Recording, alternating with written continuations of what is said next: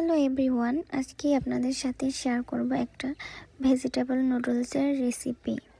এখানে আমি অল্প অল্প করে সবজি নিয়েছি। অল্প একটু ফুলকপি, 2টা সিম, 2টা লাল টমেটো 2টা নিয়েছি হলো কালার সুন্দরের জন্য। সব কাটাকুটির পরে নুডলসটা সেদ্ধ করছি। আগে আমি সবজিগুলো সিদ্ধ করে নিয়েছি। অনেক বাচ্চারাই সবজি খায় না, আপনারা কিন্তু নুডলসের মধ্যে দিয়ে বাচ্চাদেরকে সবজি খাওয়া শেখাতে পারেন। আর শীতের সময় সবজি ছাড়া তো কিছু ভাবাই যায় না। শীতের এই সবজিগুলো খেতে কে কে পছন্দ করেন অবশ্যই কমেন্ট করবেন। একা একা যেহেতু রান্না করছি আর ভিডিও করেছি, এই কারণে হয়তো ভিডিওটা বেশি সুন্দর হয়নি। ভিডিওটা কেমন লাগছে অবশ্যই কমেন্ট করে জানাবেন।